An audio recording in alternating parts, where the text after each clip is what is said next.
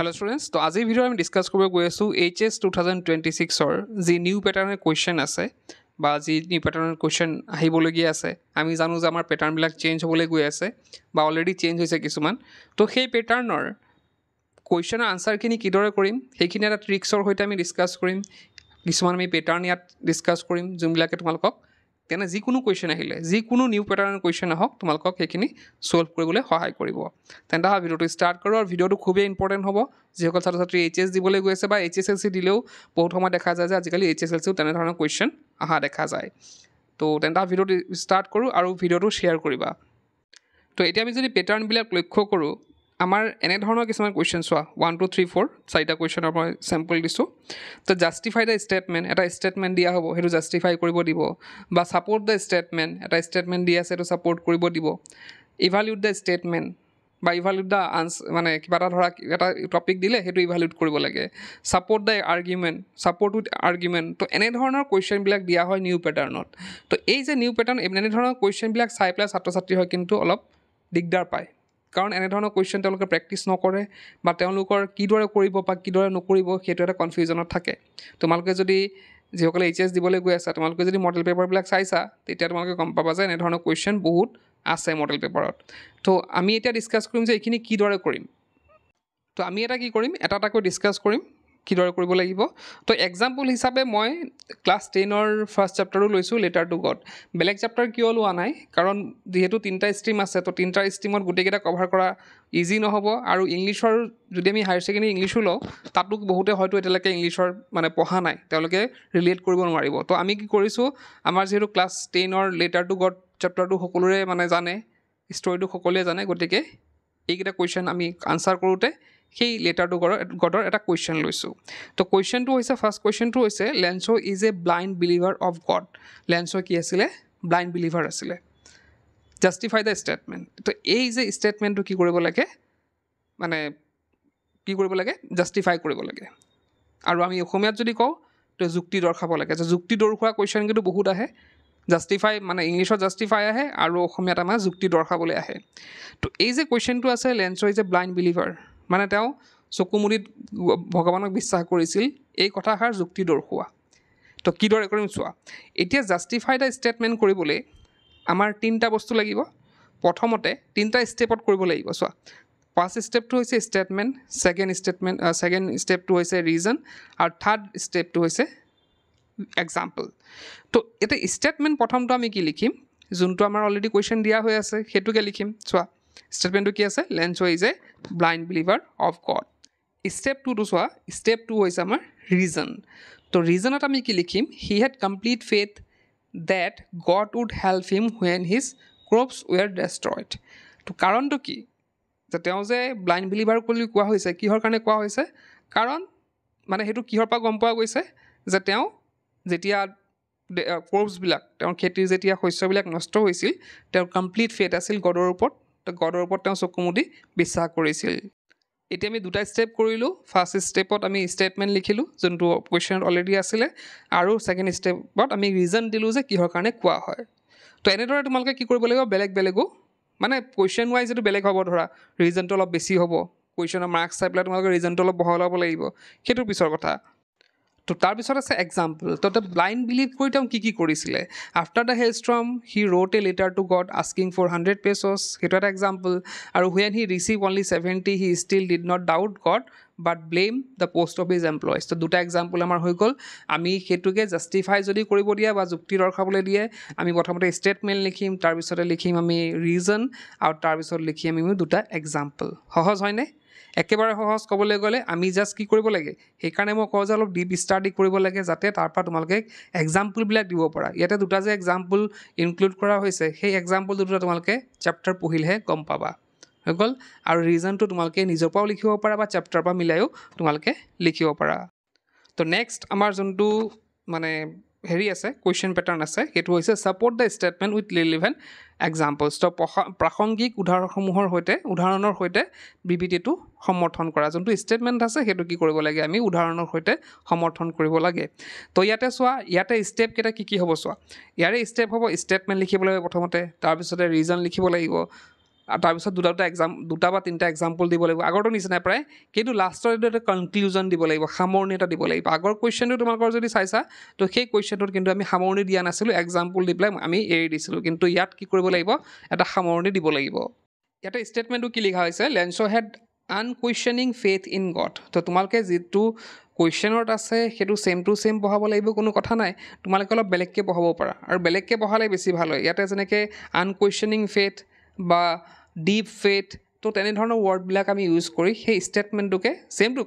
মিনিংটো এটাই কিন্তু আমি অলপ বেলেগকৈ লিখিব পাৰোঁ হৈ গ'ল এতিয়া ৰিজনটো কি আছিলে হি believe date god could save him from any crisis তো ইয়াতে চোৱা মই বেলেগ বস্তুবিলাক ৰিজনটো বেলেগ মই ট্ৰাই কৰিছোঁ যাতে তোমালোকে অলপ বুজি পোৱা তোমালোকে নিজৰ মতে বনায়ো তোমালোকে লিখিব পাৰা ছেম ৰিজন আমি নিলিখি আমি বেলেগো ট্ৰাই কৰিব পাৰোঁ তো ইয়াতে দিছে হি believe date god could save him from any crisis. So example এটা চোৱা the example he wrote a letter directly to God after the hailstorm asking for money. তো তোমালোকে এক্সাম্পলবিলাক মই বেলেগ ধৰিছোঁ জাষ্ট তোমালোকক দেখাবলৈ জাষ্ট কিন্তু এক্সাম্পলবিলাক যোনটো ফাৰ্ষ্টত দিছিলোঁ সেইবিলাক এক্সাম্পলো তোমালোকে বা ৰিজনটো সেইবিলাক ৰিজনো দিব পাৰা আৰু নেক্সট চোৱা আমি মিনিমাম দুটা এক্সাম্পল ইনক্লুড কৰিব লাগিব he was happy to receive 70 pesos and feel sure that the rest was stolen by the post office employees not that God had failed him তো সেইখিনি কথাই আৰু তো সেইখিনি তুমি যি ইচ্ছা লিখিব পাৰা এক্সাম্পলত তেওঁ বিশ্বাস থকা যিকোনো এক্সাম্পল লিখিব পাৰা আৰু কনক্লুজনত আমি কি লিখিম দিছ এক্সাম্পল শ্ব'জ that Lencho' was indeed a blind believer of God এতিয়া কনক্লুজনটো কাৰ লগত মিলাই লিখিছে এক্সাম্পলছৰ লগত মিলাই লিখিছে যে এইবিলাক এক্সাম্পলে মানে দৰ্শাই যে কি আছিলে লেঞ্চ' এজন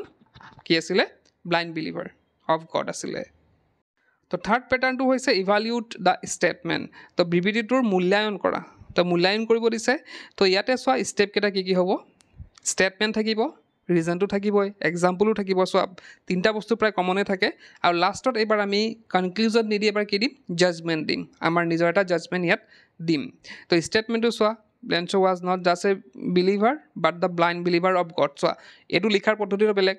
মিলিছে একে ষ্টেটমেণ্টৰ লগতো মিলিছে ব্লাইণ্ড বিলিভাৰ বুলিয়ে কোৱা হয় কিন্তু ইয়াতে চোৱা ইয়াতে কি কৈছে lens' was not just A believer but blind believer of God তো অলপ বেলেগকৈ আমি ইয়াতে বেলেগকৈ ট্ৰাই কৰা হৈছে নেক্সট আমি যদি চাওঁ ৰিজনটো তো ৰিজন আছে কি he had no' doubt in his mind about God's power and kindness তো ৰিজনবিলাক ইয়াতে ৰিজনটো সেইটো দিয়া হৈ আছে কিন্তু আগৰবিলাকো ৰিজন দিলেও কিন্তু ৰং নহয় এতিয়া নেক্সট আছে এক্সাম্পল চোৱা এক্সাম্পল ইয়াৰ পৰা যিকোনো দিব পাৰা তোমালোকে ইয়াতে এক্সাম্পল বেলেগ এটা লোৱা হৈছে even after receiving less money than he ask for he blame the post office employees instead of questioning God হৈ গ'ল একে কথাবিলাকে বেলেগ ধৰণে লিখা হৈ আছে হৈ গ'ল এতিয়া কনক্লুজ বা ইভালুৱেশ্যন আমি কৈছিলোঁ যে কি আছিল জাজমেণ্ট আছে তো ইয়াতে জাজমেণ্ট হ'ব লাগিছিলে ইয়াতে কনক্লুজন লিখা গৈছে তো ইয়াতে চোৱা তো এটা লিখিছে on evaluating his actions we can say that Lencho's faith in God was unshakable so' much that it can be call blind faith তো ইয়াতে কি কৈছে যে লেঞ্চৰ এই একশ্যনবিলাক আমি ষ্টাডি কৰি গম পালোঁ যে লেঞ্চৰ যোনটো ভগৱানৰ প্ৰতি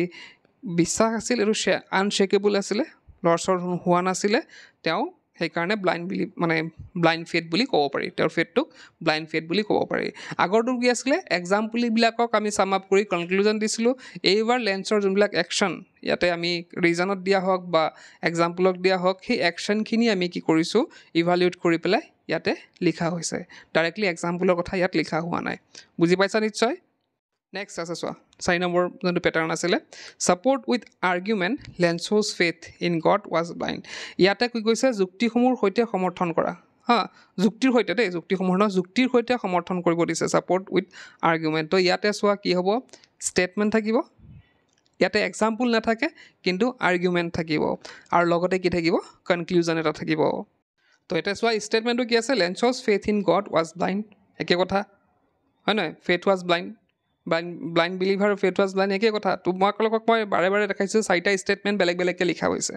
প্ৰথমটো মই দেখিলোঁ ডাইৰেক্টলি উঠোৱা হৈছে তাৰপিছৰখিনি অলপ বেলেগকৈ লিখা হৈছে যাতে তোমালোকে এটা আইডিয়া কৰিব পাৰা যে আমি কেনেদৰে লিখিব পাৰোঁ এটা বস্তুকে আমি কিদৰে লিখিব পাৰোঁ তো চোৱা ইয়াতে আৰ্গুমেণ্ট কি দিয়া হৈ আছে যে he believe God would never let his family starve so he confidently wrote to him for money argument 2 দিছে he was sure the money he got came from god himself এটা আৰ্গুমেণ্টখিনি কিন্তু এক্সাম্পল নহয় দেই আৰ্গুমেণ্টখিনি তেওঁলোকে মানে তুমি নিজে দিব লাগিব যে আৰ্গুমেণ্ট কৰিব পাৰা বাৰু কাৰোবাৰ লগত যুক্তি কৰিছা তুমি মানে যুক্তি দৰ্শোৱা মানে কি যুক্তিৰ সৈতে দিছে তুমি এতিয়া কি কৰিব লাগিব যুক্তি দিব লাগিব ধৰা এনেকৈ লিখিব লাগিব যে লেন্সই কি কৰিছিলে যে ভগৱানৰ ওপৰত বিশ্বাস কৰিছিল তেওঁ বিশ্বাস কৰিছিল যে ভগৱানে কেতিয়াও তেওঁলোকক মানে দুখ নিদিয়ে বা কেতিয়াও ভোকে নাৰাখে তো এনেধৰণৰ কথাবিলাক আমি আৰ্গুমেণ্টত সোমাব লাগিব তোমালোকে পঢ়িলে এইখিনি যোনখিনি মই দেখাই আছোঁ সেইখিনি পঢ়িলে তোমালোকে ভালদৰে বুজি পাবা তো ইয়াতে আৰ্গুমেণ্ট 3 দিয়া হৈ আছে তো তোমালোকে মিনিমাম আৰ্গুমেণ্ট 2টা ৰাখিবা এনেকুৱা কুৱেশ্যনত আৰ্গুমেণ্ট 2টা ৰাখিবা এটা কনক্লুজনত কি আছে these arguments prove that Lens was a blind believer of God তো এইখিনি যোনখিনি কনক্লুজন দিয়া হৈছে এই আৰ্গুমেণ্ট ধৰি পেলাই কনক্লুজনটো দিয়া হৈছে এতিয়া মই যে দেখিছোঁ এই কুৱেশ্যনটো তো কুৱেশ্যনটো মই কৈছোঁ বাৰে বাৰে যে কুৱেশ্যন মাৰ্কছ ৱাইজ কি হ'ব অলপ বেছিকৈ লিখিব লাগিব বা অলপ কমকৈতো লিখিব নালাগে কাৰণ এইবিলাক কুৱেশ্যনত অলপ বেছি মাৰ্কছ থাকে ধৰা 4, 5, 6 তেনেধৰণৰ মাৰ্কছ থাকে তো সেইমতে তোমালোকে ষ্টেটমেণ্টটো ট্ৰাই কৰিব অলপ বেছিকৈ লিখিবলৈ যদি বেছি মাৰ্কছ আহে তাৰপিছত ৰিজনটো অলপ বহলাই লিখিব লাগিব বেছি মাৰ্কছ থাকিলে এক্সাম্পলবিলাকৰ লগত কথা নাই এক্সাম্পলবিলাক সদায় শ্বৰ্টে হয় যিহেতু গতিকে এক্সাম্পলৰ লগত কথা নাই কিন্তু আৰ্গুমেণ্টৰ ক্ষেত্ৰত তোমালোকে লক্ষ্য কৰিব লাগিব যে আৰ্গুমেণ্ট দিলে অলপ হয়তো বেছি লিখিব লগা হ'ব পাৰে তো সেইটো ডিপেণ্ড কৰিব কাৰ ওপৰত মাৰ্কছৰ ওপৰত তো এইখিনি আছিল 4টা পেটাৰ্ণ খুব ইম্পৰ্টেণ্ট পেটাৰ্ণ এইকেইটা তোমালোকে যদি কুৱেশ্যনবিলাক চাইছা তেতিয়া গম পাবা যে এনেধৰণৰ কুৱেশ্যন আহিছে